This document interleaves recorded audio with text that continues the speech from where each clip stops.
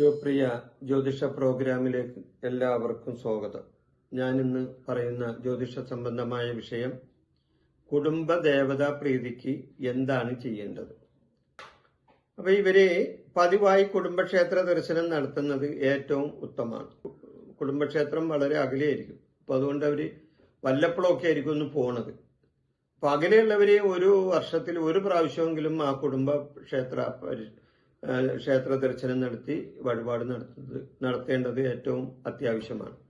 അപ്പൊ പതിവായിട്ട് അടുത്താണെങ്കിൽ പതിവായിട്ട് കുടുംബക്ഷേത്ര ദർശനം ഇവരും നടത്തണം. അത് ദേവതയ്ക്ക് പ്രീതികരമാണ്. ക്ഷേത്രത്തിൽ കുടുംബ സമേതം തന്നെ പങ്കെടുത്ത് അവിടുത്തെ കാര്യങ്ങളിൽ ഒരു ഭാഗവാക്കാകണം. അത് വളരെ നല്ലതാണ്. കുടുംബക്ഷേത്ര ദേവതയ്ക്ക് പ്രീതികരമാണ്. കൂടാതെ അവനവനാൽ കഴിയുന്ന യഥാസ്ഥിതി വഴിപാടുകളും ഈ പരദേവതാ സ്ഥാനത്ത് അല്ലെങ്കിൽ കുടുംബക്ഷേത്ര സ്ഥാനത്ത് ചെയ്യേണ്ടത് വളരെ അത്യാവശ്യമാണ്. അവനാൽ കഴിയുന്നത് കൊടുക്കുക. കൂടാതെ ഉത്സവ കാര്യങ്ങളിൽ അവിടെ എല്ലാവരും സഹകരിക്കേണ്ടതും വളരെ നല്ലതാണ്. ക്ഷേത്ര ഉത്സവത്തിനും അതേപോലെ ക്ഷേത്ര സംബന്ധമായ ചടങ്ങുകൾക്കും പല ചടങ്ങുകളും ഒരു വർഷത്തിൽ ക്ഷേത്രത്തിൽ നടക്കുമല്ലോ. അപ്പൊ ക്ഷേത്ര സംബന്ധമായ ചടങ്ങുകൾക്കും ഉത്സവം പോലെയുള്ള കാര്യങ്ങളിലും കുടുംബസമേതം ചെന്ന് അതിനെ സഹായിക്കേണ്ടത് ഒരു നല്ല കാര്യമാണ്. അപ്പൊ കുടുംബ പരദേവത പ്രീതി കിട്ടാൻ ഇതും ചെയ്യാവുന്നതാണ്.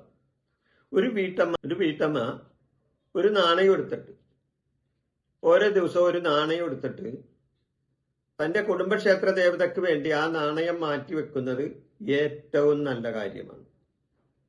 അതുപോലെ തന്നെ അടുപ്പത്ത് അരി ഇടുമ്പോൾ അതിൽ നിന്ന് ഒരു പിടി അരി എടുത്ത് ഇത് കുടുംബക്ഷേത്രത്തിലെ ദേവതയ്ക്ക് വേണ്ടി ഞാൻ മാറ്റിവെക്കുന്നു എന്ന് മനസ്സുകൊണ്ട് പ്രാർത്ഥിച്ചിട്ട് അത് മാറ്റിവെക്കുന്നത് നല്ലതാണ്. അത് കൂടുമ്പോൾ ക്ഷേത്രത്തിൽ അന്നദാനത്തിനായിട്ട് ആ അരി കൊടുക്കാം. കുടുംബക്ഷേത്രത്തിലെ ദേവതയ്ക്ക് അന്നദാനം നടത്തുമ്പോൾ ആ വീട്ടമ്മ ഓരോ ദിവസവും പിടിച്ചു വെക്കുന്ന ആ ഒരു പിടി അരി ഒന്നിച്ചു കൂടുമ്പോൾ കൊണ്ടു കൊടുക്കുന്നത് വളരെ നല്ലതാണ്.